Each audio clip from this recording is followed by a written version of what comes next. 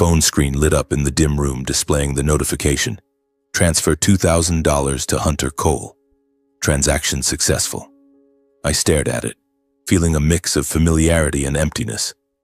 Sending money on the 10th of each month had become a ritual, an obligation I could never forget. I sank into the worn sofa, the blue light from the screen casting shadows on my weary face after a 12-hour shift, the faint smell of garbage still clinging to my jacket. I lingered on the message for a few seconds, as if waiting for it to say something. A thank you, or at least some meaning for my silent sacrifices. But it just sat there, cold and mute, leaving me alone in the dark apartment where the void in my heart grew ever larger. I'm Carson Cole, 33, living alone in a rented apartment in Aurora, a dull suburb of Denver. My place is nothing special. A small living room with a frayed sofa, a kitchen corner with a fridge that hums noisily every night, and a single bed where I rarely get enough sleep. My job is collecting trash for the city. Grueling, dirty, but steady. I wake at 4 in the morning, don my orange uniform, drive the garbage truck through sleeping streets, and quietly clean up what others leave behind. My monthly paycheck isn't much, enough to cover rent, cheap groceries, and a little savings. But most of it, as always, goes to my parents. $2,000, the money I send so they can keep going, so Mom can afford her diabetes medication, so Dad can maintain his image as a respectable man in the neighbors' eyes. My father, Hunter Cole, 62, was once a bank employee. He loves recounting his glory days when he wore suits, shook hands with important people, and was admired. But that's the past. 10 years ago, he lost his job when the bank downsized. Since then, he's lived on pride, spinning embellished tales of his golden era. He still wears crisp dress shirts, still walks with his back straight, but I know that behind the facade is a man clinging to illusions. My mother, Riley, 59, is the only one who sees the truth. She has diabetes, requiring regular medication that isn't cheap. Mom knows I'm the one keeping this family afloat, but she never says it. I see it in her eyes, gratitude mixed with shame, as if she fears that saying thank you would anger Dad, bruise his ego for being provided for by his son.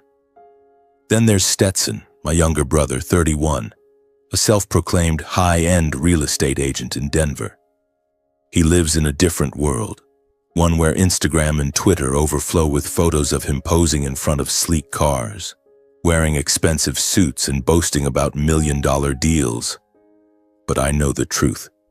Stetson is drowning in debt, from credit cards to bank loans. His image is built on lies and carefully edited photos. He never asks about my job, never checks if I'm okay. To Stetson, I'm just the older brother who collects trash not worth his attention. To the neighbors, the Cole family is a picture of perfection. They see my father, Hunter, always appearing with a confident smile, regaling them with stories of his banking days. They see my mother, Riley, with her neatly combed hair, always polite and gentle. They see Stetson, the successful young man driving a BMW, posting check-ins at upscale restaurants. They think we're a model middle-class family, happy, fulfilled, admirable. No one knows the truth. No one knows that their praised house is held together by the money I send. No one knows that each time transfer successful flashes on my phone, I feel further from that home. As if I'm not part of it, just an outsider silently paying the price to keep their perfect family portrait intact. I can't remember the last time my parents called me. Maybe a few months ago when Mom asked if I could send extra money to fix the house's plumbing. I sent it as always, without question. I don't know why I keep doing it. Maybe because I still hold a faint hope that one day they'll look at me and say, "Carson, thank you." But that hope, like the long night shifts, only leaves me more exhausted. I closed the window, turned off the light, and lay on the bed. The fridge's steady hum persisted, a reminder that my life, though dull and lonely, must go on. I closed my eyes, trying to sleep, but my mind kept conjuring the image of my parents' house. A house I've never truly belonged to, despite paying for it with everything I have. I tossed and turned on the single bed, trying to shake off the emptiness, but it clung to me like the chill of a Denver winter. Then my phone buzzed. A message from Mom. "Carson, come home for dinner tomorrow night?" It's been a while since the family gathered. I sat up, my heart beating a little faster. How long had it been since I'd been home?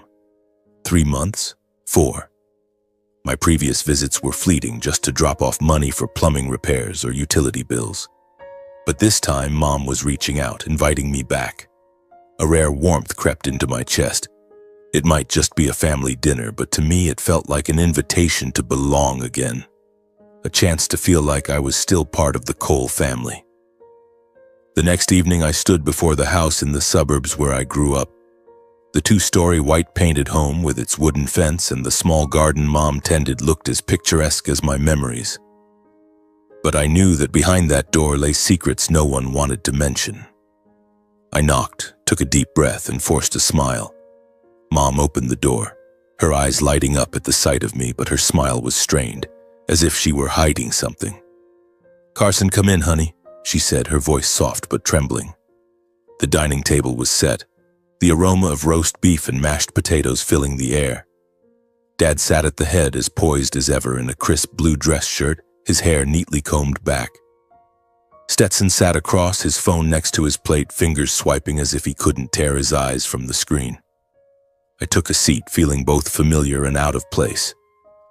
"It's been a while, Carson," Dad said, his voice low but carrying a hint of command. "Work going okay?" "It's fine, Dad," I replied, keeping my tone even.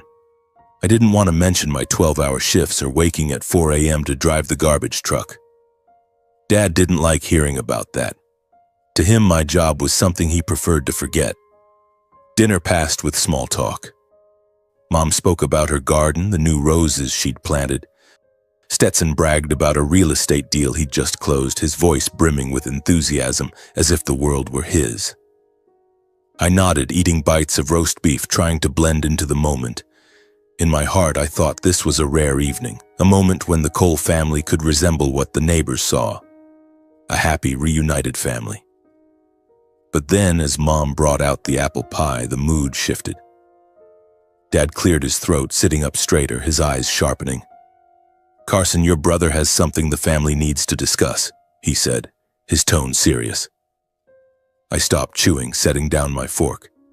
Stetson looked up from his phone for the first time all evening. Mom sat still, her hands clasped tightly, her gaze avoiding mine. "Stetson's getting married," Dad announced, a note of pride in his voice. "A good girl from a respectable family. The wedding will be at Red Rocks Pavilion, the finest venue in Denver. We'll invite old friends, colleagues, and some important people. It's a chance for the Cole family to shine." I glanced at Stetson. He flashed the smug smile I'd seen 100 times on Instagram. "That's right, Carson," he said. "I want to do something big, not just for me, but for the whole family." I nodded, suppressing a growing unease. Red Rocks Pavilion wasn't cheap. I'd heard about weddings there. Tens of thousands of dollars were standard. But I stayed silent, waiting for Dad to continue. "A wedding like this isn't inexpensive," Dad said, his words measured as if weighing each one. "But the family must pitch in. Carson, as the older brother, you should support Stetson. $15,000. That's your share to show your responsibility and family loyalty." The room fell silent. $15,000. The number hit me like a stone, heavy and suffocating. I looked at Dad, hoping he was joking, but his eyes held only cold calculation. Mom bowed her head, her hands tightening, while Stetson smiled as if he already knew my answer. $15,000? I repeated, my voice hoarse. "Dad, I don't have that kind of money." Dad frowned as if my words were an insult. "Carson, this is about family. Don't you want your brother to have a proper wedding? Don't you want your parents to hold their heads high?"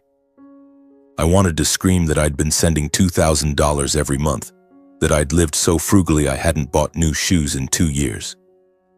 I wanted to say my job couldn't support Stetson's lavish dreams. But I couldn't. Dad's gaze, Mom's silence, and Stetson's smile felt like a noose around my neck. I'll try," I said, my voice shrinking. Mom looked up, a flicker of pain in her eyes, but she said nothing. Dad nodded, satisfied. "Good. I knew you wouldn't let the family down." That night, I drove back to my apartment, my mind reeling. $15,000. I didn't have it. My account had only a few $100s left after this month's transfer. I thought about refusing, but the image of my parents' pride of Stetson happy on his wedding day haunted me. I wanted them to see me as a reliable brother, a dependable son. I wanted just once to feel like I mattered to them. Days later, I stood at a bank counter, my hands trembling as I signed a loan agreement. The banker, a middle-aged woman with a polite smile, asked if I was sure. "The interest rate is high, Mr. Cole. You'll be paying for 3 years." I nodded, avoiding her eyes. I knew I was digging myself into a hole, but I had no other choice. When the loan was dispersed, I transferred the full $15,000 to Dad's account. The phone screen lit up. "Transfer $15,000 to Hunter Cole. Transaction successful." I stared at it, waiting for a message, a call, even a simple thank you. But there was nothing, just silence, cold and cruel. The days that followed were grueling. I took on extra shifts, working nights. The job grew harsher. I drove the garbage truck through Denver's freezing cold, my hands numb, my back aching. But I didn't stop. I couldn't. Every dollar I earned now went to paying off the debt, to keeping my promise to the family. Meanwhile, Stetson's Instagram overflowed with new photos. Him in a suit standing beside his fiancée, beaming at lavish wine tastings. "Counting down to the big day," he wrote. Not a single mention of me. Not a word of thanks. In the suburbs, neighbors still praised the Cole family. "Hunter and Riley raised their kids so well," they said. "Stetson's such a pride." I heard it through Mom in her brief calls where she tried to sound cheerful. No one knew that the wedding, that pride, was built on my sweat and debt. One night I sat in my rented room, the phone's light illuminating my tired face. I opened my bank statement, staring at the note. Family contribution, $15,000. The number was a cruel reminder that I'd sacrificed so much but received nothing but silence in return. I felt a crack in my heart, small, quiet but sharp like shattered glass. It didn't hurt immediately, but I knew it would never heal. In the days leading up to the wedding, I started calling Mom, hoping to contribute something more. Not money, I was tapped out, but time, presence, anything to feel like I still belonged to the family. "Mom, do you need help with the wedding?" I asked, keeping my voice light. But each time her responses were short, detached. "No need, Carson." "Everything's fine," she said, her tone distant as if speaking to an acquaintance rather than her son. Once I tried to prolong the conversation, asking about the menu or guest list, but she always found a way to cut it short. "I'm busy, Carson. Later, okay?" The call ended, leaving me with a long beep and a nameless emptiness. I quietly scrolled through Stetson's Instagram, seeing his wedding preparations. Him in a tailored suit, standing with his fiancée under a sunset at Red Rocks Pavilion, ornate invitations, elegant white floral arrangements. Each photo was a stab, but I consoled myself. At least my efforts made this possible, I thought. At least Stetson's wedding will be perfect. I clung to that thought, fragile as a thread about to snap. Then one evening, as I drove the garbage truck through Denver's dark streets, my phone buzzed in my pocket. I pulled over, my hands still reeking of trash, and glanced at the screen. It was Dad. My heart quickened, a flicker of hope sparking. Maybe he wanted to thank me. Maybe he wanted to invite me to the wedding, to stand by Stetson on his big day. I took a deep breath, pressed answer, and steadied my voice. "Dad?" "Carson?" His voice came through cold and sharp like a blade slicing the air. "I need to be clear with you. You shouldn't come to Stetson's wedding. There'll be important guests, media, old friends of mine. If someone asks about your job, about you being a garbage collector, it'll embarrass the family. You understand, right? We need to maintain our image. This is Stetson's day. Don't ruin it." I stood frozen, my hand gripping the phone so tightly my knuckles whitened. The air in the truck's cabin thickened, suffocating me. "Dad, what are you saying?" I asked, my voice trembling. Not from fear, but from a surge of anger and pain rising in my chest. "I've done everything for this family. I've sent money, taken out a $15,000 loan for this wedding. And now you're telling me not to come because I'm an embarrassment? Don't make a scene, Carson. Dad's voice rose, sharp and biting, as if I'd insulted him. You know this family needs to keep up appearances. You chose that job, so you deal with it. Don't make Stetson pay for your selfishness. Do you understand? Selfishness? I nearly shouted, my voice breaking in a rare burst of fury. You call sending $2,000 every month selfish? Call working myself to exhaustion, taking on debt for Stetson's lavish wedding, selfish? Do you know what I've sacrificed? Silence on the other end. Only Dad's heavy breathing, as if he hadn't expected me to push back. Then he lowered his voice, still cold. Carson, I don't want to argue. Just don't come, that's all. Don't make things worse. The call ended, the beep ringing like a hammer to my heart. I sat there in the truck's cabin, the dim streetlights casting a sickly yellow glow on the windshield. Cold wind blew through the window, but I felt nothing except a searing pain in my chest. My father, the man I'd sent money to every month, the man I'd gone into debt to please, had just asked me to vanish from my brother's wedding. Not through a cold text, but in a call filled with cutting words, as if he wanted to ensure I understood my place, an unworthy figure in the Cole family's shining image. To him, honor, reputation, and the facade of a model middle-class family mattered more than blood, more than my sacrifices. The conversation with Dad was like a razor-sharp blade, not only cutting into my heart, but also tearing apart the facade I'd built over the years. I lay on the single bed in my small Aurora apartment, staring wide-eyed at the stained ceiling. Sleep wouldn't come. It couldn't. Every time I closed my eyes, childhood memories flooded back. Like an old, faded film, blurry yet painfully sharp in its most heartbreaking details. I remembered being a kid, running around the backyard with Stetson, laughing under the summer sun. But even in those moments, I was always in the background. Mom would buy a new toy, a bright red remote-controlled car, and place it in Stetson's hands. Careful not to break it, my sweet boy, she'd say, ruffling his hair. I stood there holding a faded old car with wobbly wheels, but I didn't speak up. I just smiled, pretending I didn't notice. Clothes were the same. Stetson got new outfits, crisp blue shirts, well-fitted jeans, while I wore his hand-me-downs, pants slightly too short, shirts slightly too tight. I didn't complain. I'd grown used to taking what was left, used to standing in my brother's shadow. Birthdays were the most painful memories.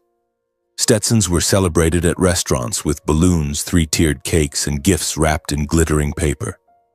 The house buzzed with guests, his friends laughing, our parents beaming as if the world admired the Cole family. I stood in the corner helping Mom carry out plates of cake, cleaning up after everyone left. My birthdays were different. A small cake in the kitchen, just Mom, Dad, and Stetson. Mom always tried to make it special, but Dad offered only brief, perfunctory well wishes before turning back to the TV. Carson doesn't like a fuss, right? He'd say, as if he knew me. I nodded, smiled, but inside I wanted to scream that I too wanted to be noticed, loved, valued. As I grew older, the disparity became clearer. Dad always praised Stetson. That boy's smart, quick. He'll make something of himself. Stetson was sent to private school, given a new computer, encouraged to chase big dreams. Me, Dad looked at me like a failure. Too quiet, Carson. You need more ambition, he'd say, his eyes full of disappointment. When I chose to work as a garbage collector, he didn't hide his contempt. The family's shame, he said to my face one evening, a moment etched in my memory. I was 23, fresh into my first job, hoping he'd see I just wanted stability. But he turned away as if I didn't exist. Still, I never fought back. I kept sending $2,000 every month, even if it meant living in a rundown apartment, eating instant noodles for weeks, and wearing the same jacket through 3 winters. I paid for Stetson's college tuition, though he never acknowledged it. I helped buy his first car, a used BMW he flaunted across social media. I did it all because I believed family was more important than my feelings. I believed naively, foolishly, that one day my parents would see my heart, that they'd turn to me, embrace me, and say, "Carson, thank you. You're our pride." But now I knew I'd never been their pride. I sat at the table, took a sheet of paper, and started writing. Not a letter, not an explanation, but a plan. A gift. Not wrapped in ribbons, not glittering like Stetson's birthday presents, but a gift of truth. I would show them who I was, what I'd done, and the price I'd paid, not for revenge, but to free myself. To be seen, heard, recognized, not as a failed son, but as Carson Cole, who loved his family more than himself. I folded the paper, slipped it into my jacket pocket. Outside the window, Denver's sky was still pitch black. But I felt a shift within me. It wasn't triumph or anger. It was clarity. I knew what I had to do, and this time I wouldn't stop. I returned to bed but didn't sleep. I lay there staring at the ceiling, letting childhood memories pass one last time. I saw young Carson standing in the kitchen corner cleaning up after Stetson's birthday party. I saw teenage Carson, head bowed as Dad called him, the family's shame. I saw present Carson sending $2,000 monthly, taking out a $15,000 loan to please the family. And I saw future Carson, who would no longer stay silent. On Saturday morning, Denver's sky was clear, sunlight glinting brilliantly off the red rock cliffs of Red Rocks Pavilion, where Stetson's wedding was held. I stood outside the venue in my worn jacket and scuffed, dusty shoes, clutching a small wooden box I'd prepared the night before. Dad had made it clear in that call. I wasn't allowed to attend because my job, my existence, would embarrass the family. But I came anyway, not to disrupt, not for revenge, but to do what I hadn't done in 33 years. To make them see me. Truly see me. Inside the reception hall, the scene was opulent like a lavish dream. Tables draped in white silk, perfect clusters of white roses, sparkling chandeliers reflecting off expensive wine glasses. Guests in suits and evening gowns laughed and chatted, the soft strains of a violin mingling with the clink of glasses, creating a symphony of wealth and prestige. My father, Hunter, moved through the crowd in a pristine gray suit, his hair neatly slicked back, his confident smile evoking the powerful banker of old. But I saw the tension in his eyes, as if he were desperately holding on to the perfect image he'd crafted. My mother, Riley, in a pale blue dress, wore a strained smile. Her hands clasped so tightly her knuckles were white.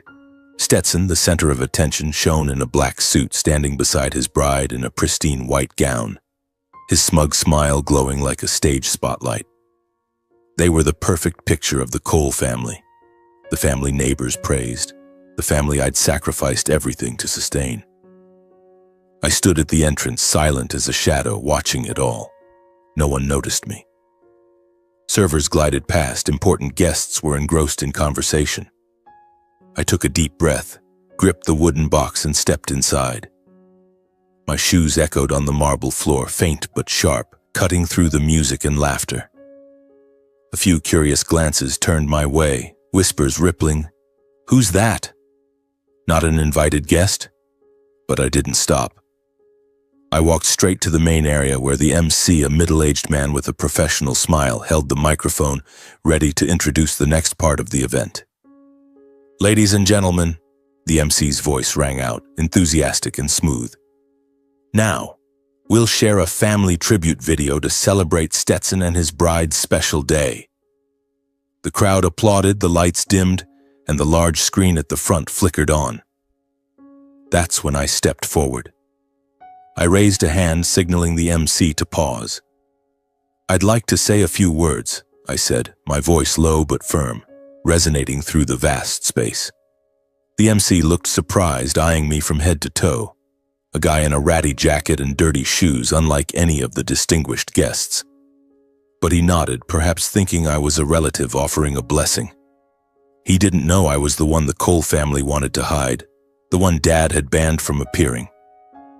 I turned to the crowd, my gaze sweeping over unfamiliar faces, Dad's old friends, Stetson's business associates, media with cameras at the ready. Then I looked at my family. Dad sat at the main table, his eyes icy, jaw clenched as if suppressing rage. "Carson, what are you doing here?" he said, his voice low but threatening, echoing our last call. Mom sat beside him, her eyes wide with panic, her trembling hand touching Dad's, as if to stop him from rising. Stetson, still next to his bride, frowned, his smile vanishing, replaced by a mix of confusion and anger. "Carson, what the hell are you doing?" he asked, his voice rising, almost shrill. "This is my gift," I said, my voice calm but loud enough for the hall to hear. "For Dad, for Mom, and for you, Stetson." I nodded to the technician, and the video began. The screen lit up with the first image, a bank statement, the line, "Transfer $2,000 to Hunter Cole, transaction successful," repeating month after month for 7 years. Whispers spread through the crowd like a small wave. "What's that? Who sent the money?"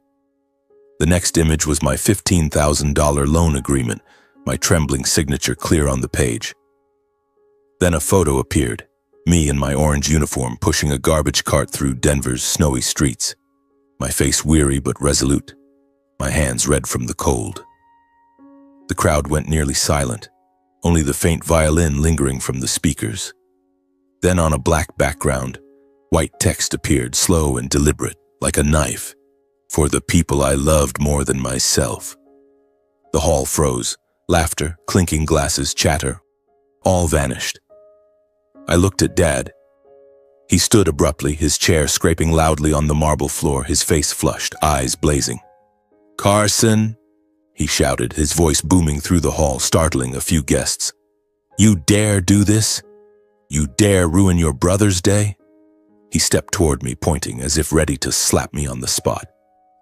But he stopped, perhaps because of my gaze, not angry, not afraid, just calm and resolute.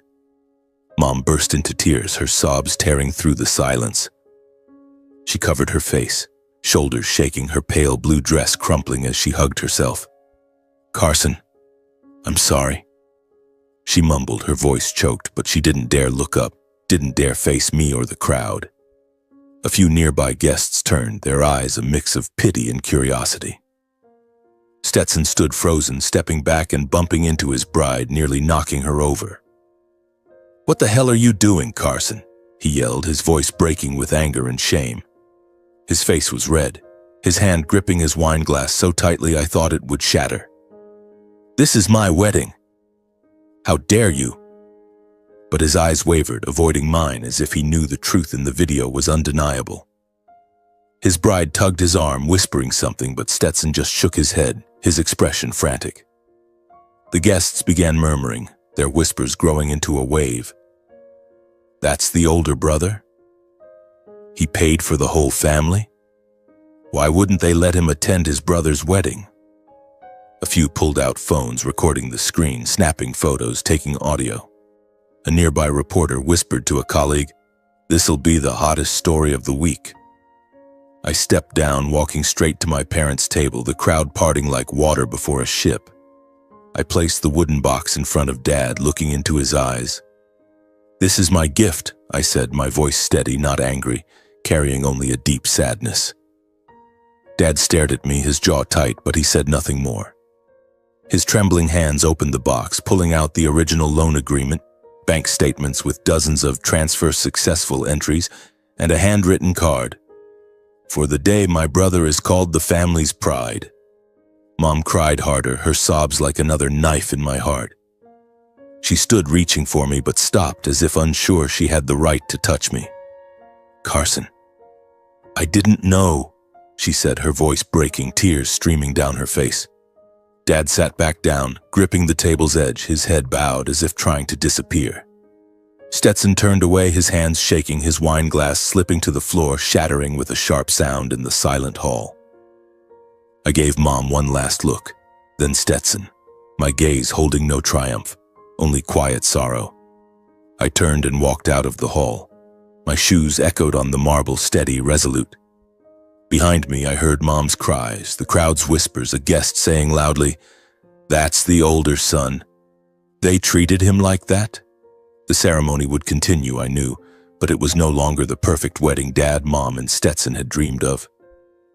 It was now the day the truth was laid bare under the glaring lights of Red Rock's pavilion. I stepped outside, Denver's cold wind soothing the heat in my chest. I felt no victory, no satisfaction. Only relief, as if a ton of weight had been lifted from my shoulders. For the first time, I wasn't a shadow. For the first time, they saw me, Carson Cole, who loved them more than himself. The wedding went on, but in an awkward, tense atmosphere. Gone were the laughter, the toasts, the clinking of sparkling wine glasses. All that remained were uneasy glances, hushed whispers, and the lingering echo of the truth I'd laid bare. I didn't stay to witness it, but I could imagine the scene. Dad sitting motionless, hands gripping the table's edge, his gaze burning a hole through the floor. Mom sobbing, trembling hands covering her face, trying to hide her shame. Stetson frozen, his smug smile gone, replaced by a face flushed with anger and confusion. The guests, who once praised the Cole family as a paragon of perfection, now exchanged looks, no one daring to speak. The video I showed, the bank statements, the $15,000 loan agreement, the photo of me pushing a garbage cart through snow, and the words, "For the people I loved more than myself," didn't stay confined to the reception hall. It spread like wildfire across social media. Someone in the crowd recorded it, posting it to Twitter, then Instagram, then local forums. "Drama at Denver's lavish wedding," one headline read. "Disowned eldest son exposes shocking truth," another article blared. Within hours, the Cole family, the model family neighbors once admired, became the talk of the city. The perfect image that my parents and Stetson had painstakingly built crumbled in a single afternoon, like a sandcastle swept away by the tide. My father, Hunter, who lived for pride, couldn't withstand the shock. I later heard from Mom through a brief text that he lost his composure after I left. He shouted at the event staff, blaming them for allowing that humiliating video to be shown. But he couldn't keep pointing fingers. As the video spread, his old friends, former banking colleagues, and those who once respected him began to avoid him. His phone stopped ringing. Invitations to dinners and weekend golf outings vanished. He locked himself in the suburban house, refusing to see anyone. Neighbors who once called him exemplary and a great parent now only dared glance through their windows, whispering about the eldest son and the shocking truth in the video. Dad's reputation, which he valued more than family, collapsed like a house of cards. My mother, Riley, bore the weight in her own way.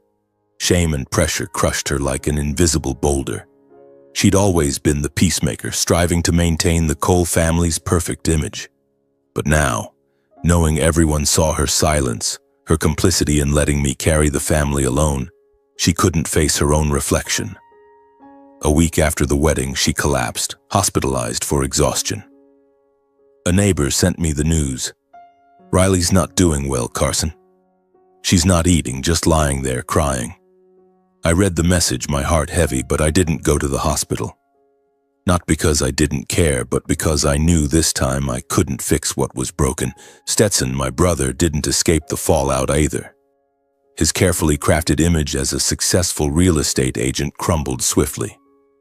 Clients canceled deals, partners distanced themselves, and those who once flattered him turned their backs. His social media accounts were flooded with scathing comments. "Ungrateful. You lived off your brother's money and dared to brag? Your family's a disgrace." Stetson tried deleting comments, but they came faster than he could manage.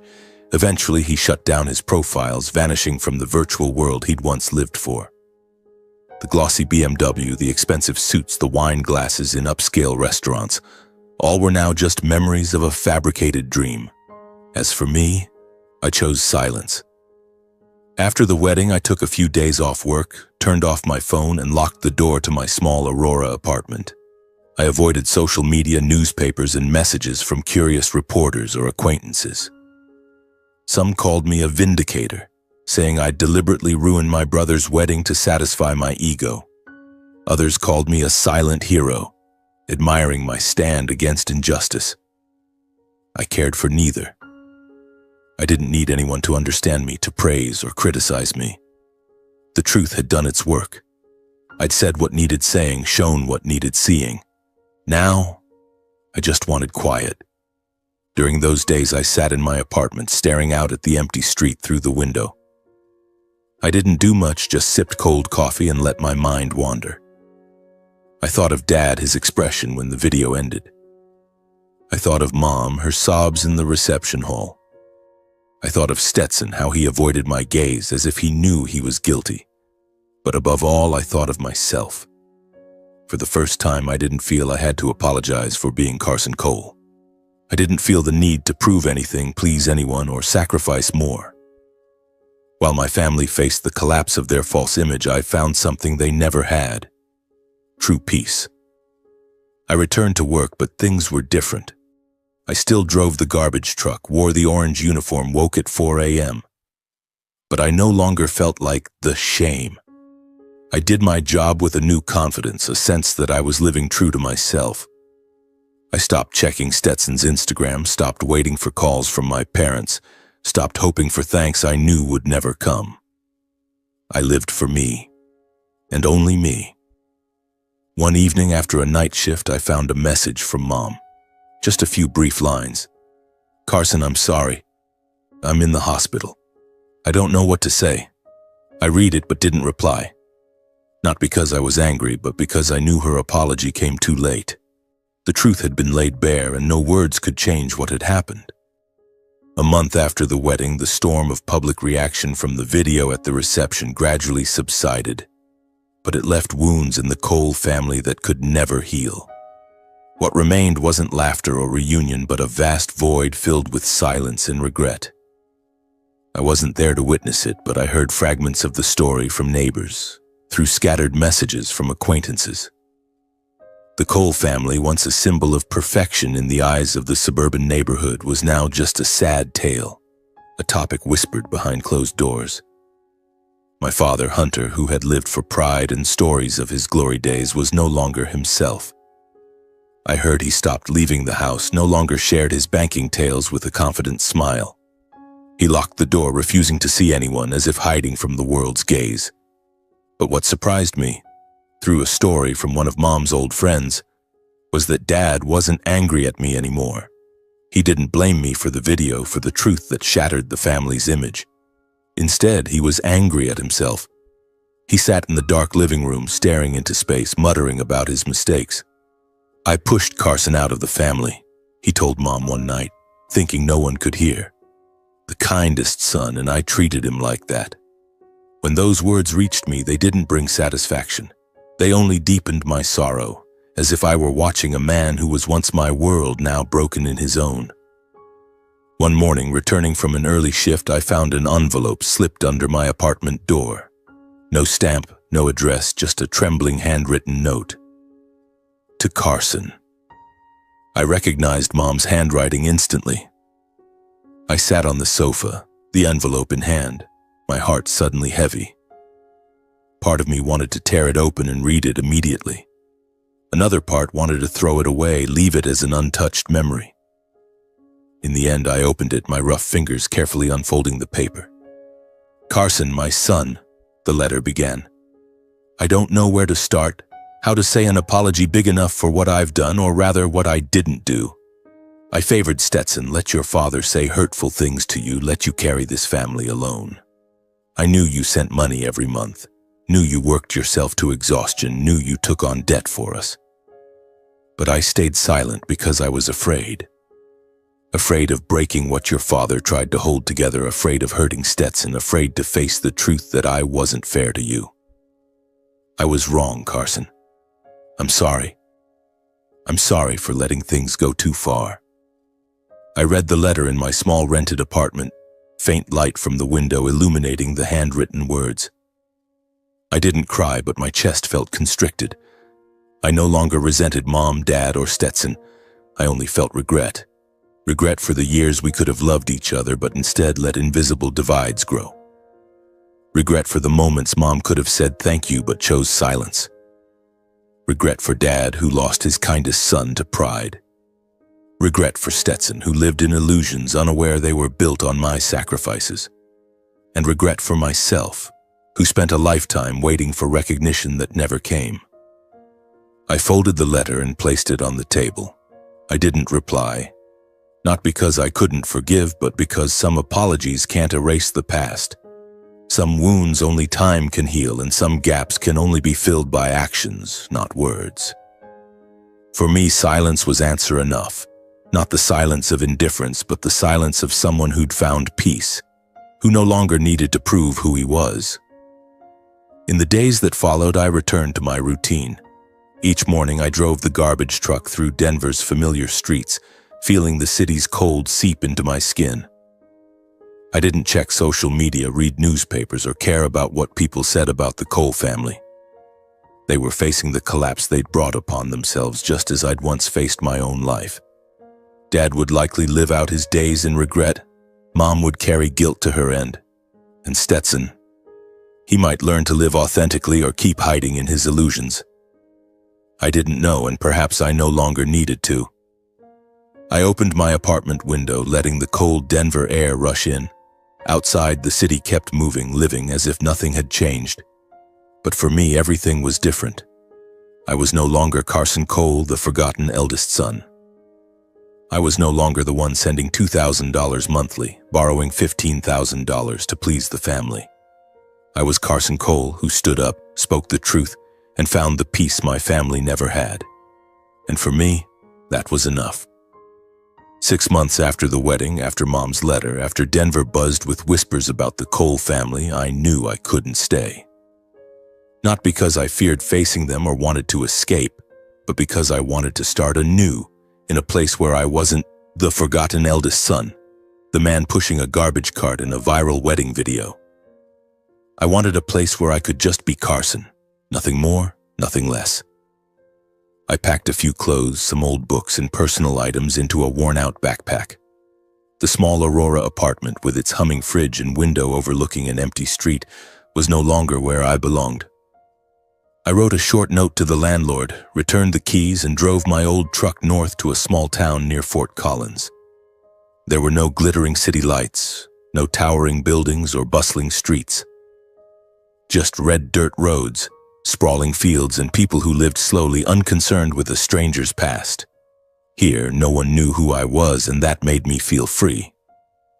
I found a job at a private environmental company. Still trash collection, but lighter, more meaningful.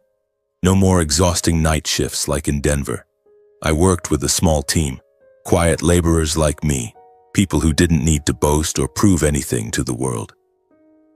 We drove through rural roads, picking up waste, sometimes stopping for coffee at a roadside diner. The work wasn't glamorous, but it felt right. Not for anyone else, but for me. Life wasn't instantly easy. The $15,000 loan I took for Stetson's wedding hung over me like a dark cloud. Each month I paid nearly $500 to the bank with sky-high interest. I cut every expense, living more frugally than ever. No dining out, no new clothes, nothing beyond basic necessities. Some nights I sat in my small rented room staring at bank statements on my phone. The debt, a harsh reminder of what I'd done to keep the Cole family afloat. But I no longer let it define me. I worked hard, took extra weekend shifts to pay it off faster, and told myself that one day I'd be free of this burden.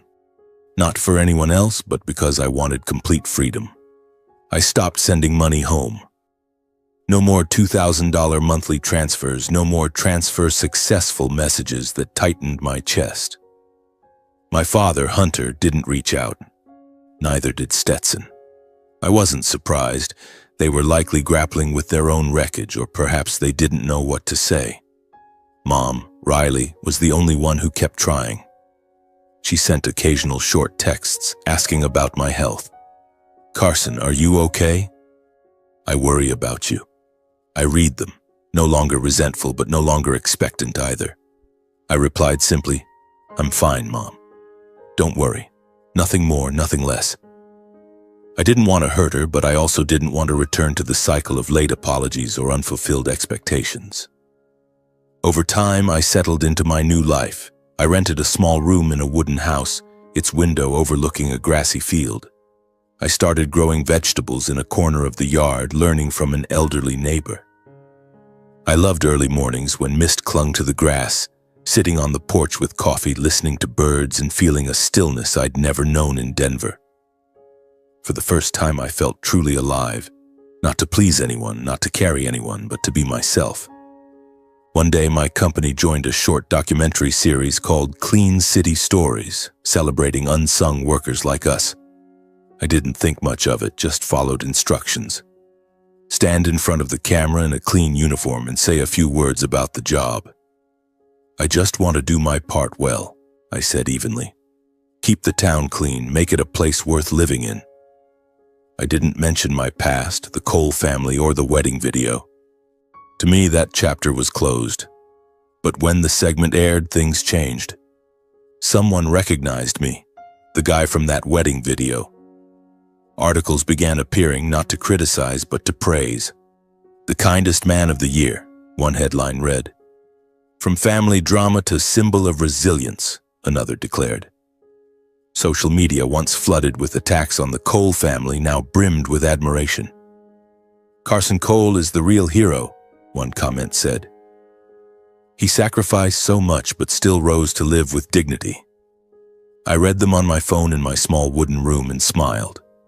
Not smugly, but with the quiet contentment of someone who no longer needed apologies or recognition. The following spring, I enrolled in an evening environmental management course. I had no grand ambitions, no dreams of skyscrapers or million-dollar deals like Stetson's. I just wanted to start a small recycling company, a place to help the community turn discarded things into something valuable.